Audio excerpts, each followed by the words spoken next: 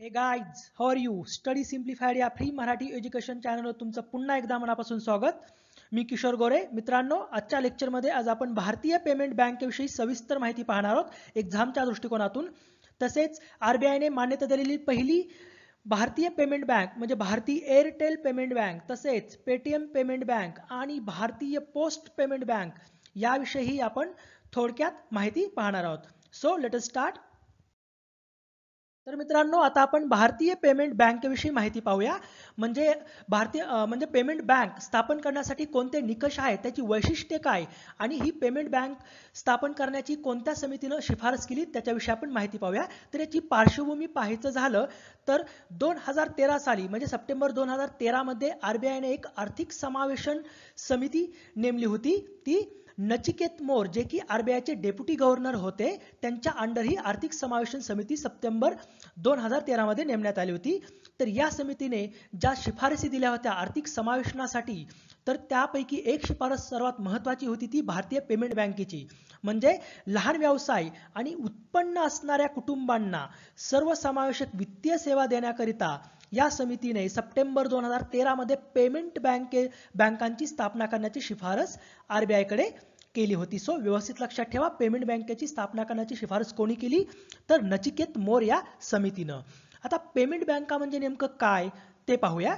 तर बँकिंग नियमन कायदा 1949 म्हणजे बँकिंग रेग्युलेशन ऍक्ट 1949 नुसार संपूर्ण बँकिंग सेवा न देता केवळ विशिष्ट बँकिंग सेवा देण्याची भारतीय रिझर्व्ह बँकेची परवानगी मिळालेल्या बँकांना पेमेंट बँक असं म्हणतात. व्यवस्थित लक्षात ठेवा, ही जी पेमेंट बँक आहेत त्या बँकिंग नियमन कायदा 1949 अंतर्गत स्थापन केल्या जातात, त्यांना परवानगी दिली जाते. या बँकांचं वैशिष्ट्य म्हणजे या बँका विशिष्ट रकमेपर्यंत ठेवी स्वीकारू शकतात.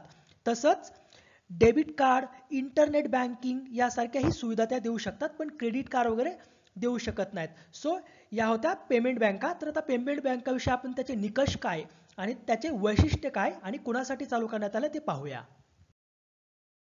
लहान व्यवसाय आणि उत्पन्न असणाऱ्या कुटुंबांना सर्वसमावेशक वित्तीय सेवा देण्याकरिता पेमेंट बँक सुरू करावी अशी शिफारस आरबीआयने सप्टेंबर 2013 मध्ये स्थापन केलेल्या नचिकेत मोर समितीने केली होती. ते तुम्हाला आता मी नुकतंच सांगितलं. सो आता पेमेंट बँकेचे निकष जे आहेत ते पाहूया. म्हणजे पेमेंट बँक स्थापन करण्यासाठी त्या पेमेंट बँक जो कोणी स्थापन करणार आहे त्याला कुठले कुठले निकष पाळावे लागतील ते आता पाहूया. तर पहिला सर्वात महत्त्वाचा निकष म्हणजे किमान भांडवल 100 कोटी रुपये गुंतवावे लागेल. किती? 100 कोटी रुपये. सो दुसरी महत्त्वाचा निकष म्हणजे पहिली 5 वर्ष प्रवर्तकाचा हिस्सा हा 40% असावा. म्हणजे याच्यामध्ये शेअर्स वगैरे असतात, पण ज्या व्यक्तीने ही पेमेंट बँक स्थापन केली त्या व्यक्तीचा स्वतःचा जो वाटा असणार आहे तो 40% असावा आणि इतर 60% काय असावं तर इतर शेअर होल्डर्स असावेत, पहिला 5 वर्षाकरिता. नंतर तिसरा महत्त्वाचा निकष म्हणजे त्या बँकांच्या इतरत्र शाखा असणे बंधनकारक आहे. म्हणजे त्या जी बँक स्थापन होणार आहे त्या बँकांना इतर भारतातील शाखा स्थापन करण्यासाठी त्यांना बंधनकारक करण्यात आलेलं आहे. चौथी महत्त्वाचा निकष म्हणजे चौथा, बँकेच्या एकूण शाखांपैकी 25% शाखा या देशात बँकिंग सेवा न पोहोचलेल्या भागात असाव्यात. सो व्यवस्थित लक्षात ठेवा, जेवढ्या बँकेने शाखा चालू केलेल्या आहेत त्या शाखांपैकी 25% शाखा ह्या बँकिंग सेवा न पोहोचलेल्या भागात म्हणजे ग्रामीण भागात वगैरे या शाखा असाव्यात असं त्याच्यावर बंधन टाकण्यात आलेलं आहे. तर मित्रांनो, आता आपण या पेमेंट बँकेची ठळक वैशिष्ट्ये पाहूयात. म्हणजे या बँका ग्राहकांना कोणत्या कोणत्या सुविधा देणार आहेत ते पाहूयात. हे एक्झामच्या दृष्टिकोनातूनही खूप महत्त्वाचं आहे.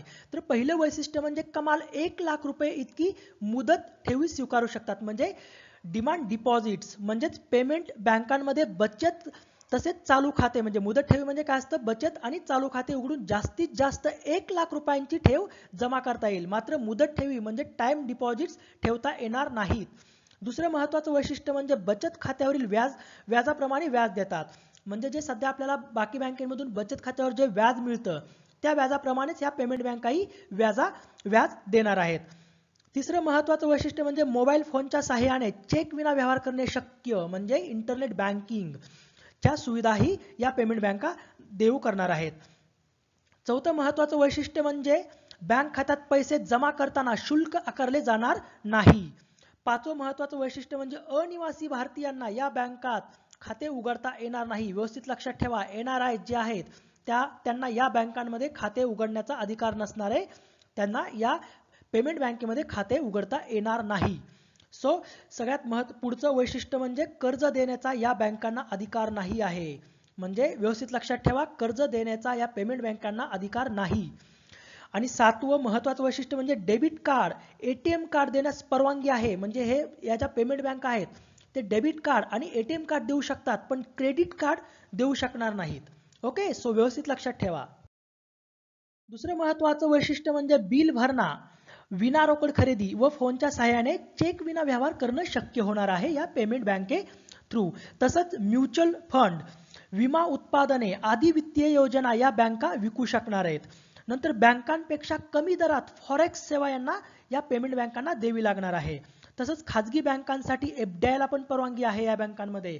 म्हणजे फॉरेन डायरेक्ट इन्व्हेस्टमेंट ज्या खाजगी बँका असणार आहेत त्याच्यामध्ये त्यांना परवानगी असणार आहे. आणि सगळ्यात महत्वाचं म्हणजे RBI ने ठरवलेल्या दराने रोख राखीव गुणोत्तर म्हणजे CRR, कॅश रिझर्व्ह रेशिओ राखण्याबरोबरच 75% वैधानिक तरलता गुणोत्तर म्हणजे SLR, स्टॅट्युटरी लिक्विडिटी रेशिओ राखणे बंधनकारक असणार आहे. व्यवस्थित लक्षात ठेवा, CRR राखण्याबरोबरच SLR पण त्यांना 75% राखणे बंधनकारक करण्यात आलेले आहे. तर मित्रांनो, आता आपण RBI कडून पेमेंट बँकेचा परवाना मिळवणाऱ्या ज्या पहिल्या बँका आहेत त्यांच्याविषयी माहिती पाहूया. तर RBI कडून परवाना मिळालेली भारतातील पहिली पेमेंट बँक जी आहे ती भारती एअरटेल आहे. ओके, सो तिनं नुकतंच काम राजस्थान मधून तिनं काम चालू केलं. व्यवस्थित लक्षात ठेवा, भारतातील पहिली payment bank Bharti Airtel. Okay, आणि भारतातील जी दुसरी पेमेंट बँक आहे ती पेटीएम जे आहे, पेटीएम करो म्हणजे जो ऑनलाईन शॉपिंग प्लॅटफॉर्म आहे पेटीएम, तर पेटीएम ही भारतातील दुसरी पेमेंट बँक RBI कडून परवाना मिळवणारी ठरली आहे. सो नुकतीच तिसरी पेमेंट बँक म्हणून मान्यता मिळालेली जी पेमेंट बँक आहे ती भारतीय पोस्ट पेमेंट बँकला म्हणजे इंडियन पोस्ट जे आहे पोस्टाला नुकतीच तिसरी पेमेंट बँक म्हणून RBI कडून परवाना मिळाला. सो याची जी सुरुवात आहे भारतीय पोस्ट पेमेंट बँकेची ती 30 जानेवारी 2017 रोजी करण्यात आली. आणि कोठून करण्यात आली तर तिच्या ज्या पहिल्या 2 शाखा आहेत ते रायपूर झारखंड आणि रांची छत्तीसगड मधून या भारतीय पोस्ट पेमेंट बँकेची सुरुवात करण्यात आली. सो व्यवस्थित लक्षात ठेवा. तर मित्रांनो, RBI कडून ज्या पेमेंट बँकांना परवानगी मिळाली आहे त्या पेमेंट बँका म्हणजे ह्या 11 पेमेंट बँका आहेत. सो पहिली म्हणजे आदित्य बिर्ला ग्रुप, दुसरं एअरटेल, तिसरं चोलामंडलम डिस्ट्रीब्युशन सर्व्हिस लिमिटेड जिनं माघार घेतली आहे. सो ही एक लक्षात ठेवा, हिनं माघार घेतलेली आहे.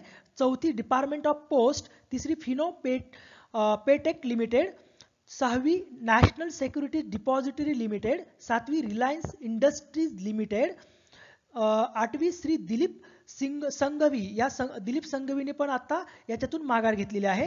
नववी श्री विजय शेखर शर्मा, 10वी टेक महिंद्रा लिमिटेड जे की या टेक महिंद्रा लिमिटेडनेही या पेमेंट बँकेतून माघार घेतलेली आहे. आणि 11वी म्हणजे वोडाफोन M-Pesa लिमिटेड.